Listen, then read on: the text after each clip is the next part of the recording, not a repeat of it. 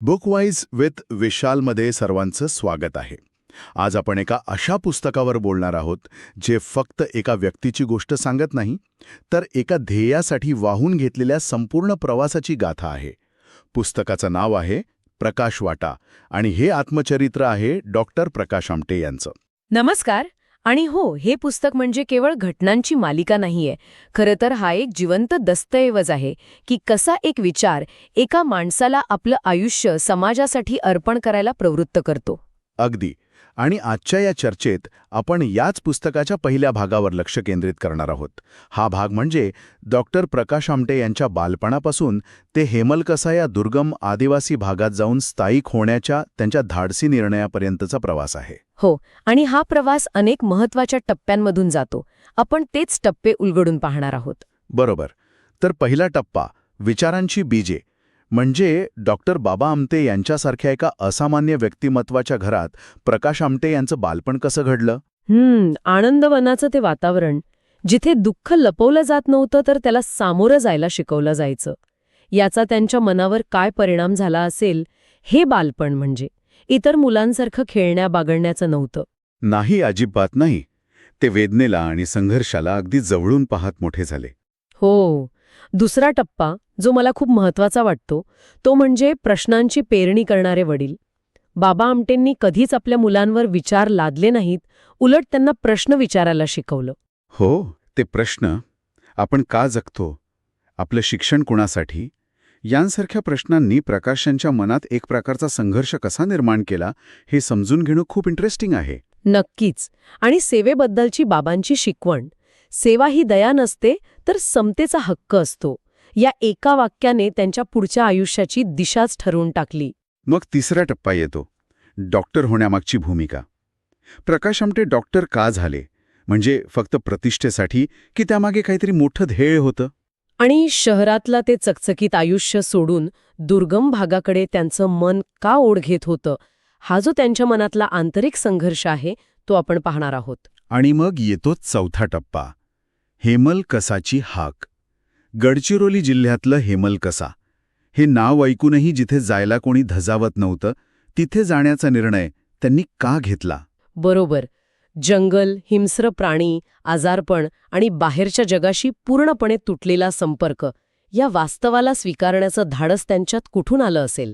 आणि पाचवा आणि सगळ्यात महत्वाचा टप्पा, डॉक्टर मंदा आमटे यांची साथ. हो, या संपूर्ण प्रवासात त्यांच्या पत्नी डॉक्टर मंदा आमटे केवळ एक सहप्रवासी नव्हत्या. त्या एक सहयोद्धा होत्या.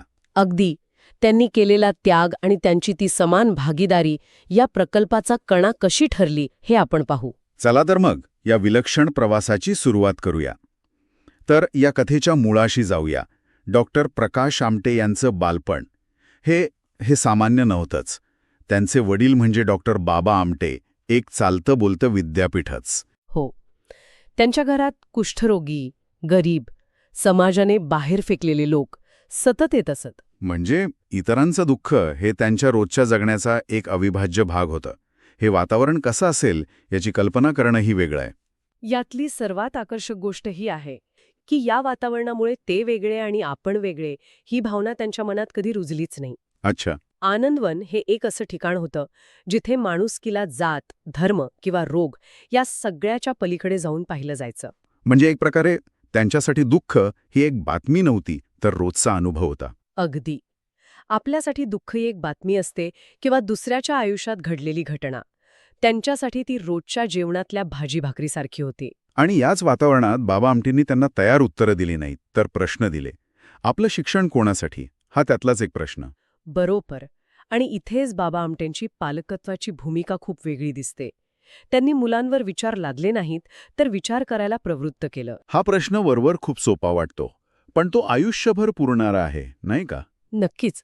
आपण का जगतो हा प्रश्न जर एखाद्या लहान मुलाच्या मनात पेरला गेला तर तो आपोआपच आपल्या अस्तित्वाचा अर्थ शोधायला लागतो. आणि याच शोधातून बाबांची एक शिकवण प्रकाश आमटेंच्या मनात कायमची कोरली गेली. कोणती शिकवण? सेवा ही दया नसते तर समतेचा हक्क असतो.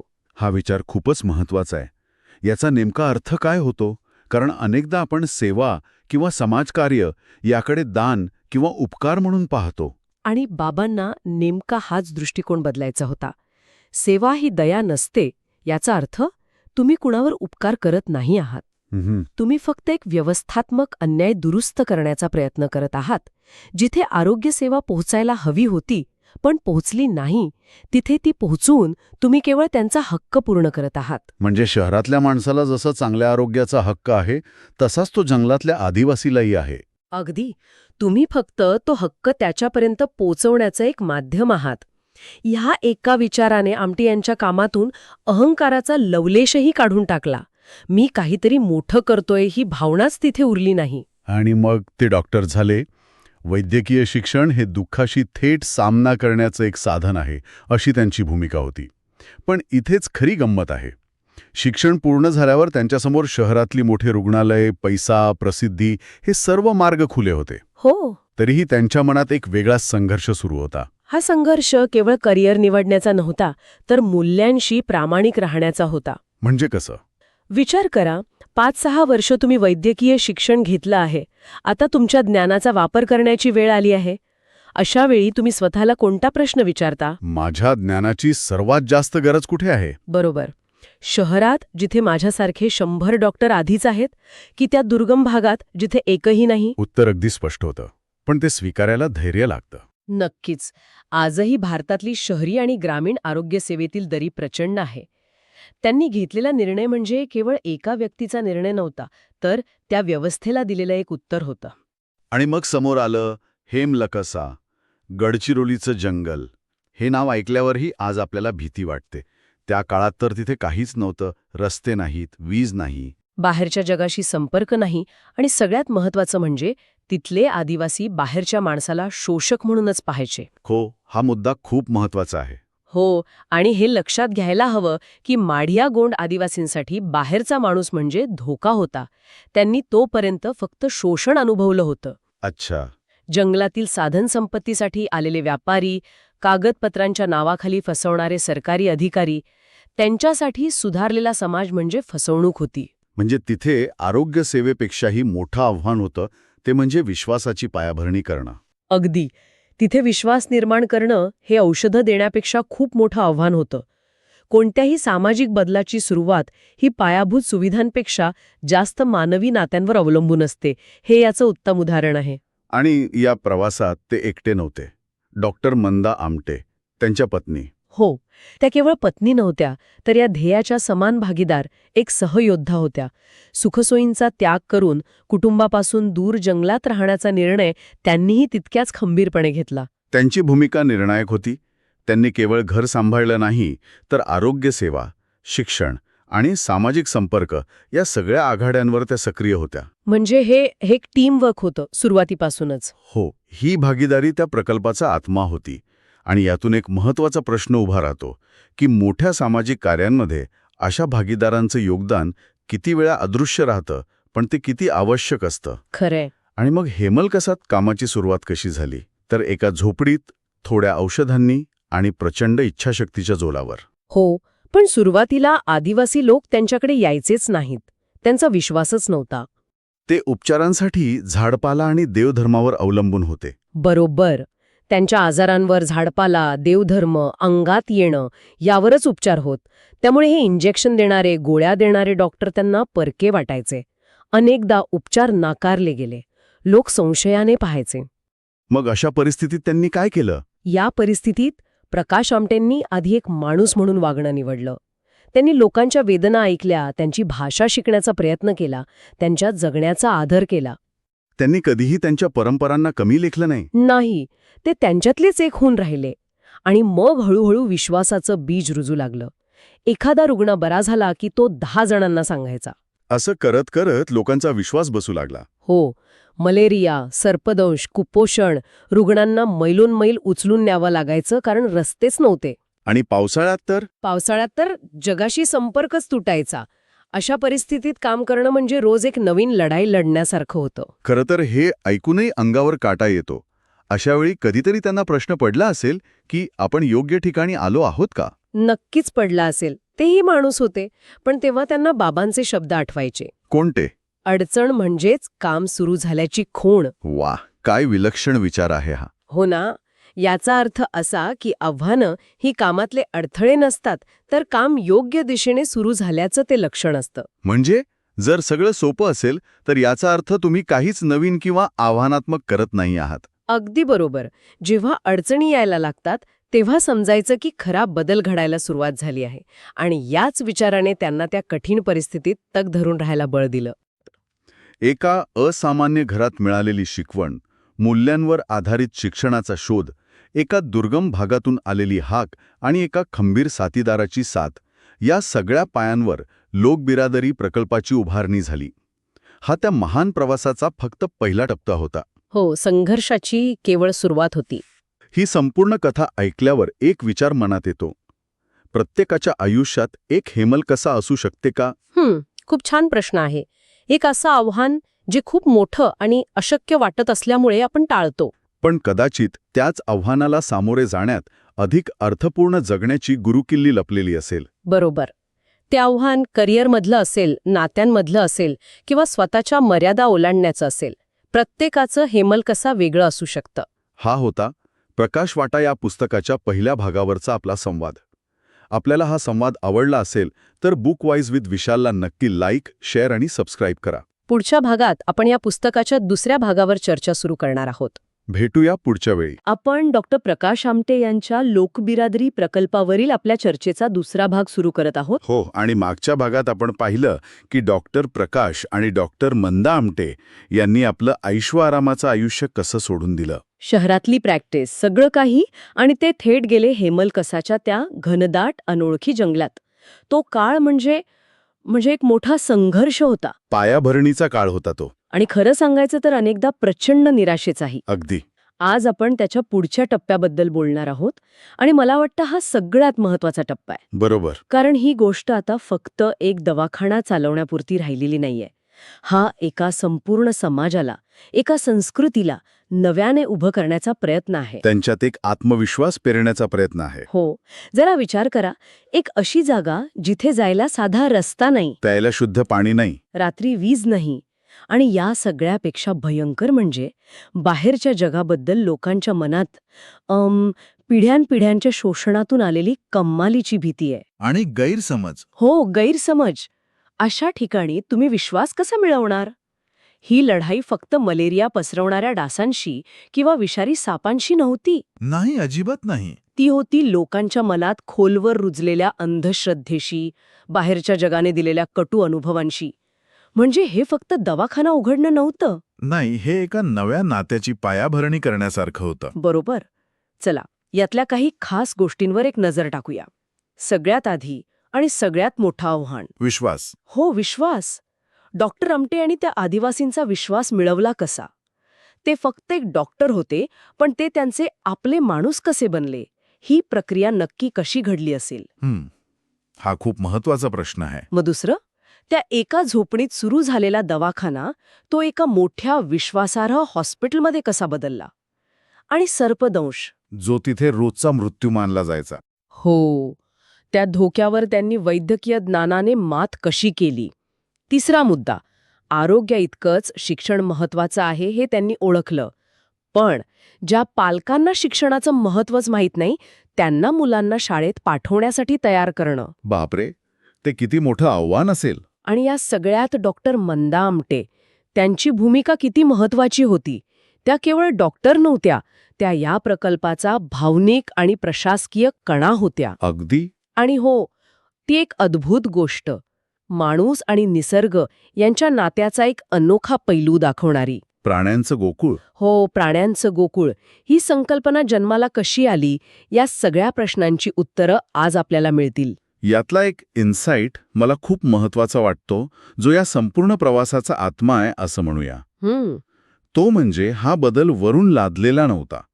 डॉक्टर आमटे यांनी त्या आदिवासींना काहीतरी शिकवण्याऐवजी त्यांना समजून घेण्याचा प्रयत्न केला. अच्छा. त्यांनी कधीही त्यांच्या प्रथा परंपरांचा, त्यांच्या देवदेवतांचा अपमान नाही केला.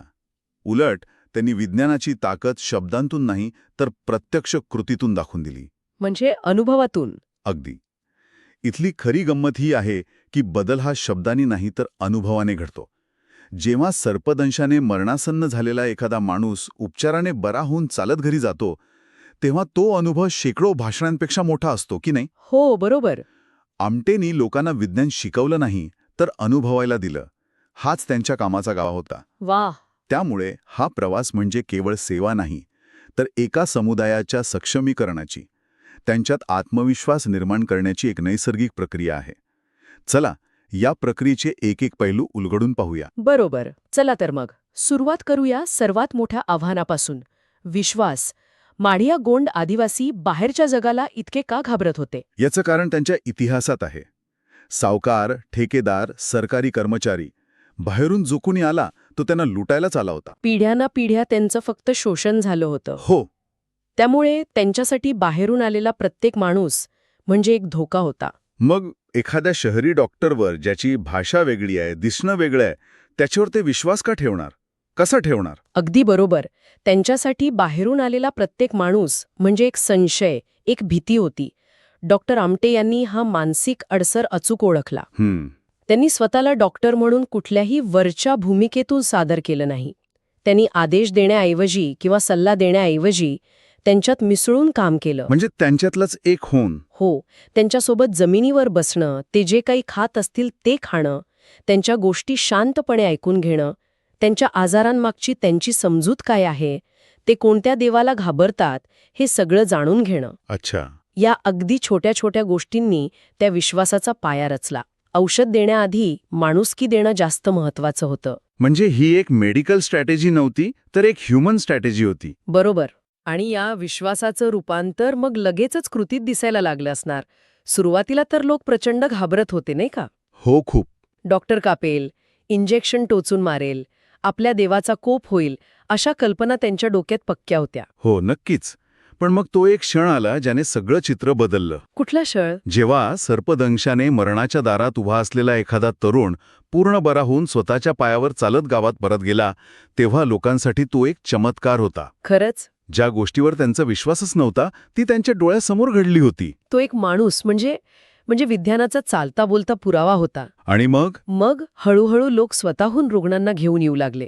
हा एक खूप मोठा टर्निंग पॉइंट होता. वा, म्हणजे विश्वास मिळवणं ही पहिली आणि सगळ्यात अवघड पायरी होती. हो, पण एकदा का तो विश्वास मिळाला की मग खऱ्या अर्थाने समस्यांचा एक महापूरच त्यांच्यासमोर आला असणार, नाही का? अगदी.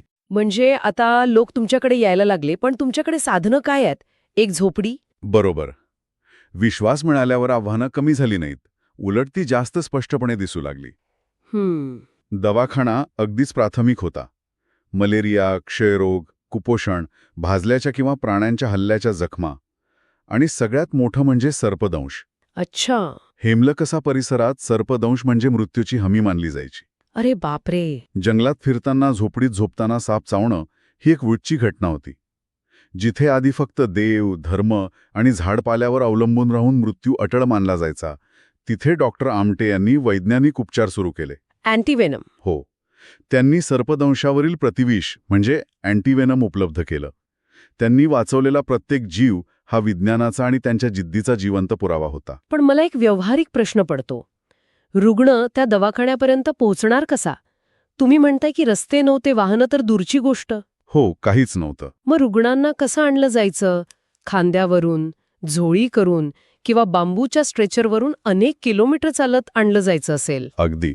आणि पावसाळ्यात तर नद्या-नाल्यांना पूर आलेला असायचा. तेव्हा तर परिस्थिती अजूनच बिकट होत असणार. हो. अशा वेळी जीव धोक्यात घालून लोक रुग्णांना घेऊन यायचे. या परिस्थितीत त्यांनी अविरतपणे काम कसं सुरू ठेवलं असेल याची कल्पनाच करवत नाही. खरंच. आणि याच आरोग्य सेवेला समांतर एक दुसरी तितकीच मोठी लढाई सुरू होती. कोणती?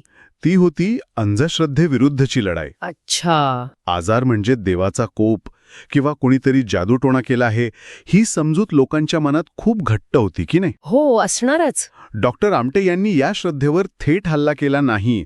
जर त्यांनी तसं केलं असतं तर लोकांनी त्यांना कधी स्वीकारलं नसतं. मग त्यांनी काय केलं? त्यांनी ती श्रद्धा, ती भीती समजून घेतली. म्हणजे त्यांनी लोकांच्या देवतांचा किंवा त्यांच्या पूजाविधींचा अपमान नाही केला. नाही, उलट ते त्यांच्या उत्सवात सहभागी झाले. वा. पण त्याचवेळी जेव्हा उपचारांनी एखादा कुपोषित बाळ वाचायचं किंवा मलेरियाने ग्रस्त असलेली आई बरी व्हायची, तेव्हा ते लोकांना हळूवारपणे समजावून सांगायचे की हा देवाचा कोप नव्हता. बरोबर, हा एक आजार होता जो योग्य औषधांनी बरा झाला. हा बदल एका दिवसात होणारा नव्हता. खूप हळू होता. हो, पण तो कायमस्वरूपी होता, कारण तो अनुभवातून आलेला होता. आणि याच काळात डॉक्टर मंदा आमटे यांची भूमिका ती खूप महत्वाची ठरली असणार. खूप जास्त. एकीकडे डॉक्टर प्रकाश सरपदंश आणि मोठ्या आजारांवर उपचार करत होते, तर दुसरीकडे डॉक्टर मंदा आमटे यांनी एक वेगळीच पण तितकीच महत्वाची लढाई सुरू केली होती. कोणती? त्या आदिवासी महिलांमध्ये जाऊन बसायच्या, त्यांच्याशी त्यांच्या भाषेत बोलायच्या. त्या पुरुषप्रधान समाजात जिथे स्त्रियांचं आरोग्य हा नेहमीच दुय्यम विषय राहिला, तिथे त्यांनी गरोदर महिलांची काळजी, सुरक्षित बाळंतपण आणि बाल आरोग्य यावर खूप लक्ष केंद्रित केलं. हे खूप महत्वाचं आहे, कारण त्या स्वतः एक स्त्री आणि आई होत्या. हो, त्यामुळे आदिवासी महिला त्यांच्याशी सहज जोडल्या गेल्या असणार. त्यांच्यासाठी त्या फक्त डॉक्टर नव्हत्या, तर एक मोठी बहीण किंवा आईसारख्या होत्या. अगदी तसंच. अनेक महिलांसाठी त्या आई, बहीण आणि मार्गदर्शक बनल्या. त्यांचा साधेपणा आणि कामातला ठामपणा यामुळे त्या लोकांच्या मनात घर करून गेल्या. त्यामुळे हा प्रकल्प एकाच वेळी 2 पातळ्यांवर काम करत होता. एकीकडे जीव वाचवला जात होता, तर दुसरीकडे नवीन जीव सुरक्षितपणे जगात येत होता. आणि मग या दोघांनाही लवकरच एक गोष्ट लक्षात आली असणार की आपण आजार बरे करतोय, पण दारिद्र्य आणि अज्ञान तसंच राहतंय. बरोबर. आज आपण एखाद्याला बरं करू, पण उद्या तो पुन्हा आजारी पडेल. खरा आणि कायमस्वरूपी बदल घडवायचा असेल तर तो शिक्षणानेच येईल. आणि मग त्यांनी शाळा सुरू करायचं ठरवलं. हो, पण हे आव्हान आरोग्य सेवेपेक्षाही मोठं होतं. का? कारण पालकांचे प्रश्न अगदी स्वाभाविक आणि व्यावहारिक होते. जसे की ते विचारायचे, मुलं शाळेत गेली तर जंगलातली कामं म्हणजे मोहफुलं किंवा तेंदूपत्ता गोळा करायला कोण जाणार? बरोबर. किंवा हे शिकून आमच्या मुलांचं पोट भरणार आहे का? या प्रश्नांना उत्तरं देणं गरजेचं होतं. बरोबर. म्हणजे शिक्षणाचा त्यांच्या जगण्याशी थेट संबंध जोडून दाखवणं गरजेचं होतं. म्हणूनच लोकबिरादरीची शाळा ही केवळ अक्षर ओळख देणारी शाळा नव्हती. मग ती जीवन कौशल्य शिकवणारी शाळा होती. तिथे मुलांना स्वच्छता, आरोग्य, स्वतःचे हक्क आणि सर्वात महत्त्वाचं म्हणजे जंगलाचं महत्त्व आणि त्याचं संवर्धन कसं करायचं हे सगळं शिकवलं जायचं. अच्छा. शिक्षण म्हणजे केवळ नोकरी मिळवणं नाही, तर एक चांगलं आणि निरोगी आयुष्य जगणं आहे हे त्यांना पटवून दिलं गेलं. जंगलाच्या संवर्धनाची गोष्ट निघाली आहे, तर मग त्या सर्वात अविश्वसनीय गोष्टीकडे वळूया. प्राण्यांचे गोकुळ. हो. हे सगळं सुरू कसं झालं? म्हणजे एकीकडे माणसांवर उपचार सुरू आहेत आणि दुसरीकडे तुमच्या घरात बिबट्याची पिल्लं खेळत आहेत. हे सगळं अविश्वसनीय वाटतं. पुरावलेली अनाथ पिल्लं किंवा शिकाऱ्यांपासून वाचवलेले प्राणी प्रकल्पात आणले जाऊ लागले. अरे रे. मग त्यांना टाकून तर देऊ शकत नव्हते. यातूनच प्राण्यांचे गोकुळ या संकल्पनेचा जन्म झाला. म्हणजे ते प्राणी संग्रहालय नव्हतं. नाही, ते प्राणी संरक्षण केंद्रही नव्हतं. इथे प्राण्यांना पिंजऱ्यात कैद केलं जात नव्हतं, तर त्यांची मुलांसारखी काळजी घेतली जात होती. पण थांबा, इथे एक प्रश्न मनात येतो. हे सगळं ऐकायला खूप छान आणि आदर्शवादी वाटतं, पण वन्य प्राण्यांना इतकं माणसा बनणं हे पर्यावरणाच्या दृष्टिकोनातून कितपत योग्य आहे यावरही प्रश्नचिन्ह उपस्थित केलं जाऊ शकतं, नाही का? बरोबर आहे. म्हणजे त्या प्राण्यांची नैसर्गिक शिकार करण्याची क्षमता कमी होत नाही का? तुमचा मुद्दा अगदी बरोबर आहे आणि त्यावर अनेकदा चर्चाही झाली आहे. पण इथला उद्देश त्या प्राण्यांना पाळीव बनवण्याचा कधीच नव्हता. अच्छा. अनेक प्राणी बरे झाल्यावर नैसर्गिक अधिवासात परतही गेले, पण जे जाऊ शकले नाहीत त्यांच्यासाठी ते एक सुरक्षित घर बनलं आणि या उपक्रमाचा एक मोठा फायदा झाला. काय? ते बनलं पर्यावरण शिक्षणाचे एक जिवंत केंद्र. कसं काय? बिबट्याची पिल्लं, अस्वलाचे छावे, माकडं, साप हे सगळे माणसांसोबत एकत्र राहू लागले. यातून माणूस आणि निसर्ग यांनी एकत्र कसं जगायचं याचा तो एक उत्तम वस्तुपाठ तयार झाला. वा. आणि आदिवासी मुलांना लहानपणापासूनच प्राण्यांबद्दल आणि जंगलाच्या महत्त्वाविषयी एक वेगळा दृष्टिकोन मिळाला. मला वाटतं याचा परिणाम नक्कीच झाला असणार आणि मला कल्पना आहे की या सगळ्यामुळे सरकारी आणि प्रशासकीय पातळीवर किती अडचणी आल्या असतील. खूप. एकीकडे तुम्ही बिना परवान्याच्या जागेवर हॉस्पिटल चालवताय, दुसरीकडे शाळेसाठी मान्यता नाही आणि तिसरं म्हणजे तुम्ही घरात अस्वल आणि बिबटे पाळताय. हो. हे तर नियमांचं एक मोठं उल्लंघन आहे. या सगळ्याला डॉक्टर आमटे सामोरे कसे गेले? त्यांनी कधीही संघर्षाची किंवा राजकारणाची भूमिका घेतली नाही. मग त्यांचा मार्ग शांततेचा आणि चिकाटीचा होता. जेव्हा सरकारी अधिकारी यायचे तेव्हा ते त्यांना आपलं काम दाखवायचे.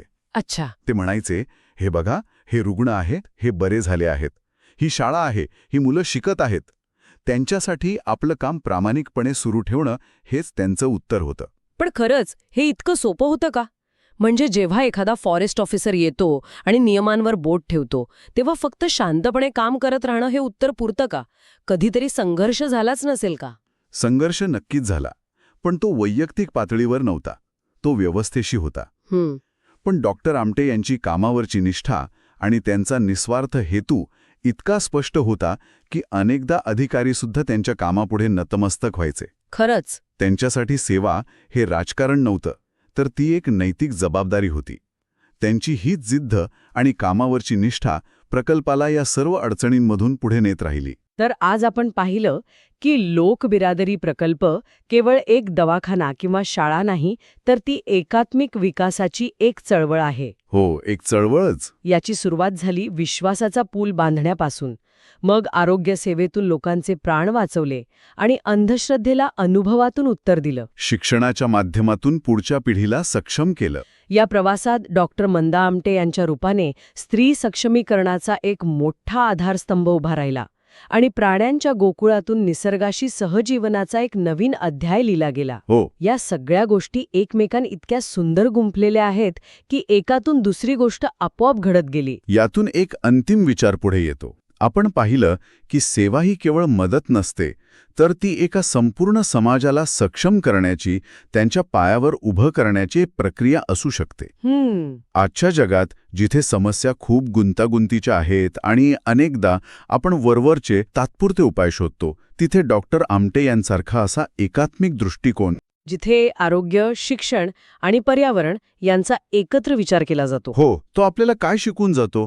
मला वाटतं यावर विचार करायला नक्कीच हरकत नाही. जर तुम्हाला आमची ही चर्चा आवडली असेल तर बुकवाईज विथ विशाल या चॅनलला लाईक, शेअर आणि सबस्क्राईब नक्की करा. पुढच्या वेळी आपण या पुस्तकाच्या शेवटच्या भागावर चर्चा सुरू करू. प्रकाश वाटा या आपल्या प्रवासाच्या अंतिम टप्प्यात स्वागत आहे. अगदी शेवटचा आणि सगळ्यात महत्वाचा टप्पा. हो, पहिल्या भागात आपण एका ध्येयाचा जन्म पाहिला, जिथे डॉक्टर प्रकाश आमटे या तरुण डॉक्टरने आपलं आयुष्य जंगलातील आदिवासींच्या सेवेसाठी वाहून घेण्याचा एक धाडसी निर्णय घेतला. आणि दुसऱ्या भागात आपण तो निर्णय प्रत्यक्षात उतरवतानाचा मार्ग पाहिला.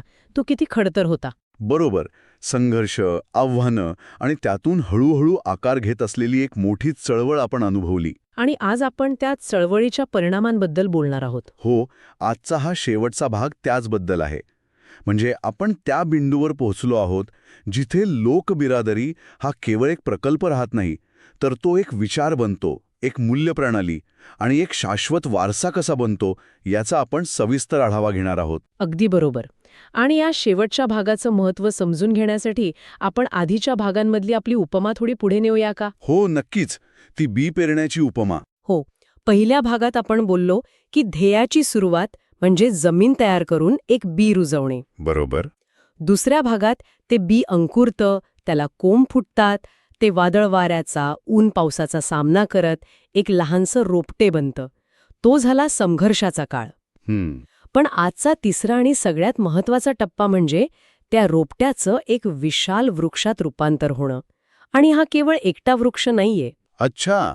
हा एक असा वृक्ष आहे जो स्वतः तर उभा आहेच, पण तो अनेकांना सावली देतो, त्याची फळं पशुपक्ष्यांचं पोट भरतात आणि सर्वात महत्वाचं म्हणजे त्याची बीजं जमिनीवर पडून तिथे एक संपूर्ण जंगल तयार होण्याची प्रक्रिया सुरू होते. वाह! म्हणजे एका व्यक्तीच्या कामाचा विस्तार. अगदी. हेमलकसा येथील लोकबिरादरीचं नेमकं हेच झालं. एका व्यक्तीने लावलेल्या रोपट्याचं आता एक विशाल स्वावलंबी जंगल झालं आहे. हा तिसरा भाग आपल्याला या जंगलाची गोष्ट सांगतो. इथे व्यक्तीपेक्षा विचार मोठे होतात. हो. आणि याला संस्थेचं रूप येतं. वारसा हा नावाचा न राहता तो मूल्यांचा बनतो. त्यामुळे ही चर्चा फक्त एका प्रकल्पाच्या यशाची नाहीये, तर एका विचाराच्या अमरत्वाची आहे. एका दिव्यापासून हजारो दिवे कसे पेटतात याची ही कहाणी आहे. उत्तम सुरुवात आहे. चला तर मग या जंगलाच्या गोष्टीत आणखी खोलवर जाऊया. नक्कीच. सुरुवातीला एका झोपडीतून सुरू झालेलं काम आता एक मोठं रुग्णालय, शाळा, वसतिगृह, प्राणीसंगोपन केंद्र. हो. हेमलकसा हे आता फक्त एक दुर्गम जंगल राहिलं नव्हतं, तर ते एक सेवेचं तीर्थक्षेत्र बनलं होतं. पण या सगळ्या बदलामध्ये सगळ्यात महत्वाचं काय वाटतं की लोकबिरादरी कधी दयेवर उभी राहिली नाही, ती सहभागावर उभी राहिली. हा बदल नेमका कसा घडला? इथेच आपल्याला या कार्याचं मूळ सूत्र सापडतं. सामाजिक कामातला हा सर्वात मोठा आणि क्रांतिकारी बदल. क्रांतिकारी. हो, कारण डॉक्टर आमटेंनी आदिवासी समाजाला कधी लाभार्थी म्हणजे बेनिफिशियरी म्हणून पाहिलं नाही, तर त्यांना भागीदार मानलं, पार्टनर. लाभार्थी आणि भागीदार यात खूप मोठा फरक आहे. खूप मोठा. जेव्हा तुम्ही समोरच्याला लाभार्थी मानता, तेव्हा तुम्ही नकळतपणे स्वतःला दाता आणि त्याला याचक ठरवता. तिथे उच्च-नीच भाव येतो. पण जेव्हा तुम्ही त्याला भागीदार मानता, तेव्हा तुम्ही सन्मानाची देवाणघेवाण करता. तुम्ही समान पातळीवर येता. हा दृष्टिकोन बदलाय. अगदी. हा केवळ शब्दबदल नाही, हा दृष्टिकोन बदल आहे. आणि त्यांनी आदिवासींना फक्त मदत देण्याऐवजी त्यांना सक्षम करण्यावर भर दिला. याचं ते उत्तम उदाहरण आहे ना. भुकेल्या माणसाला रोज मासे देण्याऐवजी त्याला मासे कसे पकडायचे हे शिकवणे. आणि पुस्तकात याची अनेक उदाहरणं आहेत. मला आठवतंय सुरुवातीला आदिवासी आरोग्य केंद्रात यायला घाबरायचे. हो, अगदी. पण जेव्हा त्यांच्यापैकीच काही तरुण-तरुणींना आरोग्यसेवक म्हणून प्रशिक्षण दिलं गेलं, तेव्हा तेच लोक दुवा बनले. ते आपल्याच भाषेत आपल्याच लोकांना समजावून सांगू लागले. हाच भागीदारीचा खरा अर्थ आहे, नाही का? बरोबर. आणि त्यामुळे काय झालं, की शिक्षणामुळे आदिवासी तरुण स्वतःच्या पायावर उभे राहिले. त्यांच्यापैकीच काही जण पुढे डॉक्टर, शिक्षक, आरोग्य कर्मचारी बनले. आणि लोकबिरादरीतच सेवा करू लागले. हो. हा केवळ आर्थिक बदल नव्हता. हा एक मानसिक आणि सामाजिक बदल होता. त्यांच्यात आत्मविश्वास वाढला, स्वाभिमान जागा झाला. आम्ही कुणापेक्षा कमी नाही, आम्ही आमची समस्या स्वतः सोडवू शकतो, ही भावना त्यांच्यात रुजली. आणि हा जो स्वाभिमान जागा झाला, त्याचाच पुढचा टप्पा म्हणजे सक्षमीकरण. पुस्तकातली एक ओळ मला खूप महत्वाची वाटते. आदिवासींना मुख्य प्रवाहात आणणे, पण त्यांची ओळख न पुसता. त्यांनी आदिवासी संस्कृतीचा, त्यांच्या परंपरांचा, त्यांच्या भाषेचा नेहमीच आदर केला. ती बदलण्याचा किंवा त्यावर शहरी संस्कृती लादण्याचा कधी प्रयत्न केला नाही. हे संतुलन साधणं किती आव्हानात्मक असेल. हेच त्यांच्या कार्याचं मूळ सूत्र होतं. आणि हेच त्यांचं वेगळेपण. सशक्तीकरण म्हणजे आपली ओळख, आपली संस्कृती सोडून दुसऱ्यासारखं होणं नाही. ते आता आत्मविश्वासाने त्यांच्या डोळ्यात डोळे घालून प्रश्न विचारू लागले. शोषणाविरुद्ध आवाज उठवू लागले. हो, त्यांना त्यांच्या हक्कांची जाणीव झाली, जमिनीच्या कायद्यांची जाणीव झाली. लोकबिरादरी ही केवळ अक्षरज्ञानाची शाळा नव्हती, तर ती स्वाभिमानाची शाळा ठरली. पण एक प्रश्न मनात येतो. काही टीकाकार असंही म्हणू शकतात की अशा प्रकल्पांमुळे आदिवासी समाज कायमचा बाहेरील मदतीवर अवलंबून राहतो का? किंवा त्यांची मूळ संस्कृती आधुनिक शिक्षणामुळे धोक्यात येते? हा खूप महत्वाचा प्रश्न आहे. आणि याचं उत्तर पुन्हा भागीदारी या संकल्पनेतच दडलेलं आहे. जेव्हा तुम्ही लोकांना फक्त देता, तेव्हा ते अवलंबून राहतात. पण जेव्हा तुम्ही त्यांना निर्णय प्रक्रियेत सामील करून घेता, त्यांना जबाबदारी देता, तेव्हा ते स्वावलंबी बनतात. म्हणजे लोकबिरादरीने नेमकं तेच केलं? अगदी. तिथली शाळा, तिथलं रुग्णालय हे आता तिथलेच स्थानिक लोक चालवतात. त्यामुळे ते बाहेरच्या मदतीवर अवलंबून नाहीत. आणि संस्कृतीच्या बाबतीत बोलायचं झालं तर त्यांनी शिक्षणाला संस्कृतीचा शत्रू बनू दिलं नाही. अच्छा. उलट त्यांनी तारपासारखी पारंपरिक वाद्य, त्यांच्या कथा, त्यांची गाणी हे सगळं शाळेच्या अभ्यासक्रमाचा भाग बनवलं. त्यामुळे मुलं इंग्रजी शिकली, गणित शिकली, पण आपली मुळं विसरली नाहीत. हे एक दुर्मिळ आणि यशस्वी संतुलन आहे. खरंय. आणि जेव्हा एखादी व्यक्ती इतक्या निष्ठेने काम करते, तेव्हा जगाचं लक्ष वेधलं जाणं स्वाभाविक आहे. आणि तेच झालं. पुरस्कारांची तर रांग लागली. हो. राष्ट्रीय, आंतरराष्ट्रीय स्तरावर सन्मान मिळाले. पण मला पुस्तकातली जी गोष्ट सर्वात जास्त भावली ती म्हणजे या पुरस्कारांकडे पाहण्याचा त्यांचा दृष्टिकोन. बरोबर.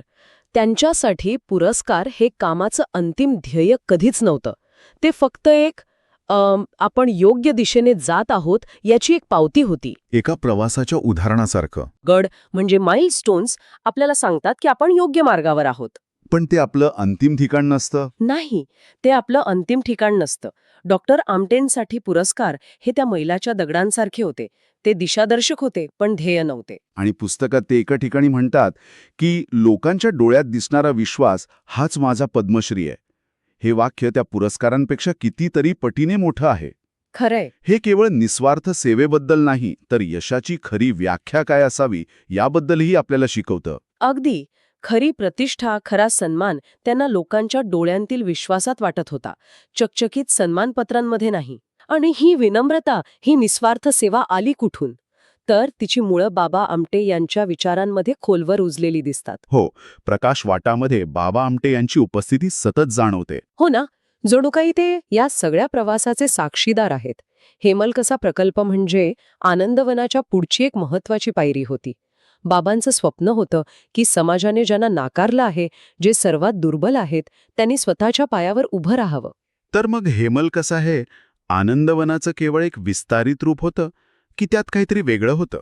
म्हणजे प्रकाश आमटेंनी बाबांच्या कामाची नक्कल केली की त्या विचारांना एका नव्या दिशेने नेलं? हा उत्तम प्रश्न आहे. त्यांनी बाबांच्या विचारांची केवळ नक्कल नाही केली, तर त्या विचारांना जंगलाच्या आणि आदिवासींच्या संदर्भात एक नवीन मूर्त रूप दिलं.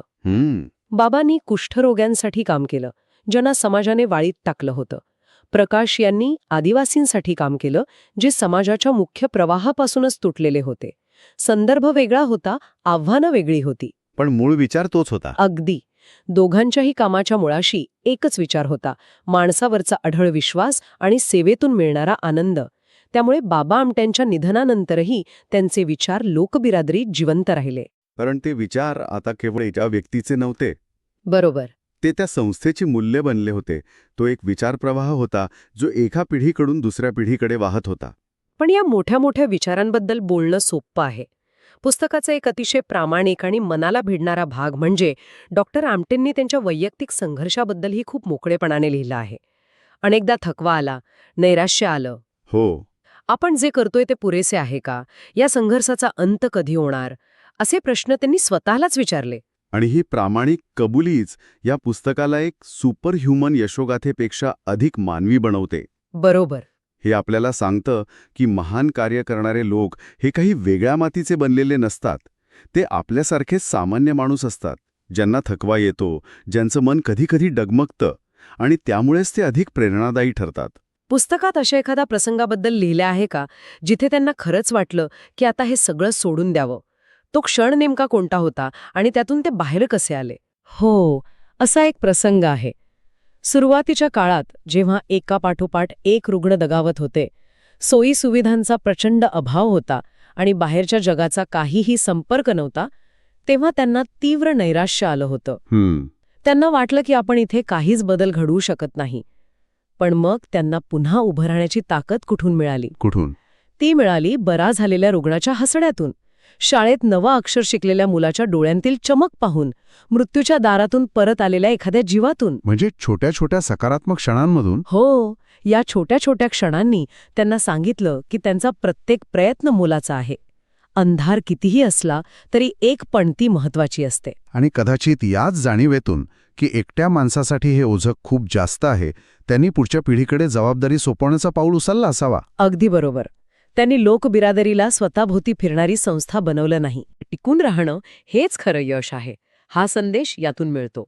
त्यांनी आपली मुलं दिगंत आणि अनिकेत आणि त्यांच्या सुना यांना केवळ वारसा दिला नाही, तर त्यांना जबाबदारी दिली. वारसा आणि जबाबदारी. हो, त्यांनी हे सुनिश्चित केलं की लोकबिरादरी ही व्यक्ती केंद्रित न राहता मूल्य केंद्रित राहील. वारसा म्हणजे नाव नाही, तर विचार आणि जबाबदारी असते, हे त्यांनी कृतीतून दाखवून दिलं. तर आपण जेव्हा हे सगळं एकत्र पाहतो, भागीदारीतून सक्षमीकरण, पुरस्कारांपलीकडची प्रतिष्ठा, बाबांचा वैचारिक वारसा आणि स्वतःच्या मर्यादांची प्रामाणिक कबुली, तेव्हा या सगळ्या प्रवासाच्या शेवटी पुस्तकातून मिळणारा अंतिम संदेश काय आहे? अंतिम संदेश हाच आहे की सेवा म्हणजे त्याग, म्हणजे सॅक्रिफाईस नव्हे, तर अर्थपूर्ण जगणं म्हणजे मीनिंगफुल लिव्हिंग आहे. वा. डॉक्टर आमटे हेच सांगतात की खरा आनंद आणि समाधान हे स्वतःसाठी जगण्यात नाही, तर ते इतरांसाठी जगण्यात आहे. समाज बदलण्यासाठी नेहमीच सत्ता, पैसा किंवा मोठं व्यासपीठ लागतंच असं नाही. एक प्रामाणिक इच्छाशक्ती आणि चिकाटी पुरेशी असते. अंधार कितीही दाट असला तरी एक छोटा दिवा सुद्धा दिशा दाखवू शकतो. बरोबर. डॉक्टर प्रकाश आमटे यांचं आयुष्य त्या दिव्यासारखं आहे, स्वतः जळून इतरांना प्रकाश देणारं. हे पुस्तक आपल्याला आरसा दाखवतं. ते आपल्याला विचार करायला लावतं की आपण आपल्या आयुष्याचा उपयोग कशासाठी करतोय. हा विचार खरंच खूप महत्वाचा आहे. हो. आणि जर तुम्हाला या प्रकारच्या पुस्तक सारांशांमधून असेच नवनवीन विचार आणि गोष्टी शिकायला आवडत असतील, तर बुकवाईज विथ विशाल या चॅनलला लाईक, शेअर आणि सबस्क्राईब करायला विसरू नका. नक्कीच. तर प्रकाश वाटा ही केवळ एका माणसाची गोष्ट नाहीये, ती एका विचाराची, एका ध्येयाची आणि निस्वार्थ सेवेची गाथा आहे. अगदी. ही वाट निश्चितच कठीण आहे, पण तितकीच प्रेरणादायी आहे. ती आपल्याला सांगते की जगात बदल घडवण्यासाठी असामान्य असण्याची गरज नाही, तर सामान्य माणसाने केलेले प्रामाणिक आणि सातत्यपूर्ण प्रयत्नच असामान्य बदल घडवतात. आणि जाता जाता एक विचार. या पुस्तकातून आपण शिकलो की स्वतः जळून इतरांना प्रकाश कसा देता येतो. आजच्या जगात जिथे प्रत्येकजण वैयक्तिक यश आणि प्रगतीच्या मागे धावत आहे, तिथे आपली स्वतःची प्रकाशवाट कशी शोधता येईल? खूप खोल प्रश्न आहे. प्रश्न हा नाही की आपण डॉक्टर आमटेंसारखं काहीतरी मोठं कसं करू शकतो. खरा प्रश्न आहे, आपल्या रोजच्या जगण्यात, आपल्या मर्यादित परिघात आपण असा कोणता छोटा दिवा लावू शकतो जो किमान आपल्या आजूबाजूचा थोडासा अंधार तरी दूर करेल. खरंच विचार करण्यासारखा मुद्दा आहे. पुढच्या वेळी तुम्हाला कोणत्या पुस्तकाचा सारांश ऐकायला आवडेल, तुमचं मत आम्हाला कॉमेंट्समध्ये नक्की कळवा. तुमच्या आवडीचं पुस्तक पुढच्या भागात घेतलं जाऊ शकतं.